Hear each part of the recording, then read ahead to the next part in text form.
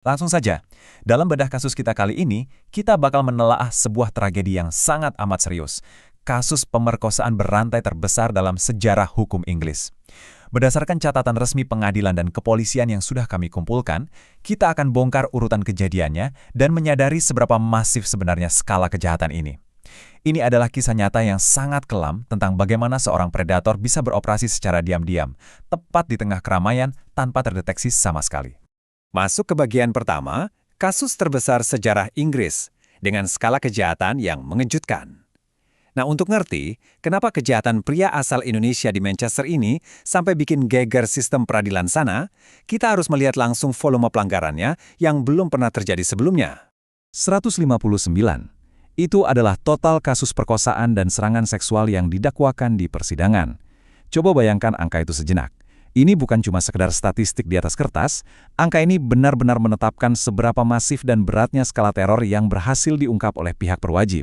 Saking banyaknya, pihak kepolisian di sana pun sempat syok berat waktu pertama kali menyusun daftar dakwaan ini.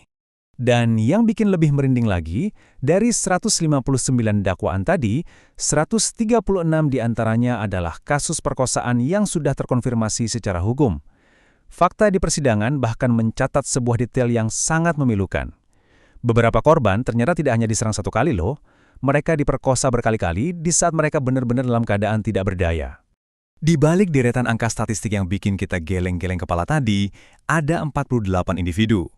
48 pria yang kehidupan dan masa depannya terdampak secara mendalam. Penting banget buat kita untuk selalu mengingat aspek manusiawi di balik data ini.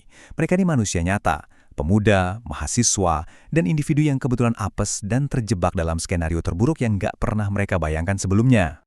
Terus, seberapa lama teror dengan skala segila ini berlangsung? Apakah puluhan tahun? Enggak. Ini terjadi dalam rentang waktu yang terbilang relatif singkat dan sangat terkonsentrasi, hanya 2,5 tahun saja. Fakta bahwa dia bisa melakukan kejahatan sebanyak itu dalam waktu yang sempit, nunjukin seberapa agresif dan seringnya si pelaku ini melancarkan aksinya secara berulang. Kalau kita susun garis waktunya, kejahatan ini bermula pada 1 Januari 2015. Dari titik itu, serangan demi serangan terus aja berlangsung tanpa henti sampai korban terakhir tercatat di tanggal 2 Juni 2017.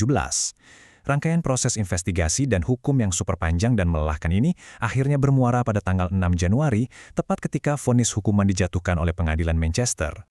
Oke, mari kita bedah lebih dalam lagi di bagian kedua. Modus operandi sang predator, anatomi sebuah kejahatan. Berdasarkan pemaparan yang sangat rinci dari kepolisian Manchester Raya, kita sekarang bisa melihat metode dingin macam apa yang dipakai pelaku untuk menjerat para korbannya. Pelaku mengeksekusi aksinya lewat 4 langkah yang sangat terencana. Pertama, dia secara spesifik keliling di kawasan sibuk Manchester buat ngincar pria yang kelihatan rentan, entah karena lagi mabuk berat atau nyasar sendirian. Kedua, dia sok akrab dan membujuk mereka ke apartemennya di pusat kota dengan tawaran untuk numpang istirahat atau minum. Ketiga, begitu di dalam, dia membius mereka dengan minuman keras yang sudah diam-diam dicampur obat. Dan keempat, penyerangan pun terjadi. Parahnya, dia merekam tindakan kejinya itu pakai 2 ponsel sekaligus, dari jarak dekat dan jauh, seolah menyimpan penderitaan mereka sebagai semacam trofi. Jadi apa senjata utamanya? Dia menggunakan GHB atau gamma hydroxybutyrate. Ini adalah obat bius mematikan yang sifatnya langsung melumpuhkan sistem syaraf. Penggunaan obat bius inilah yang jadi jawaban kenapa dia bisa menyerang korban berkali-kali tanpa ada perlawanan sama sekali. Ya, karena korbannya itu seringkali benar-benar tidak sadar dan bangun keesokan harinya tanpa ada sedikit pun ingatan tentang malam mencekam tersebut. Kita sampai di bagian ketiga, vonis dan keadilan akhir. Hukuman seumur hidup. Setelah terbongkarnya skala kejahatan yang luar biasa mengerikan ini, pengadilan akhirnya harus bertindak tegas untuk memberikan penyelesaian. Waktu putusan dijatuhkan hari Senin tersebut, Hakim Suzanne Goddard menyampaikan kecaman mutlak dari meja hijau. Beliau secara langsung mendeskripsikan pelaku sebagai predator seksual setan yang tidak akan pernah aman untuk dibebaskan. Pernyataan keras ini benar-benar mencerminkan kengerian mutlak yang terungkap selama proses persidangan berlangsung. Dan sebagai realisasi dari vonis seumur hidup itu, pengadilan menetapkan batas waktu 30 tahun. Tapi ingat, ini bukan berarti total hukumannya cuma 30 tahun ya. 30 tahun ini adalah batas waktu minimal mutlak yang harus dia habiskan di balik jeruji besi sebelum dia bahkan diizinkan untuk sekedar mengajukan permohonan pembebasan bersyarat. Ini adalah jaminan hukum, memastikan masyarakat akan terlindungi dari ancamannya untuk waktu yang sangat amat panjang. Pada akhirnya, melihat begitu mudahnya kerentanan seseorang dieksploitasi dalam kasus ini, ada satu pertanyaan besar yang tersisa buat kita semua.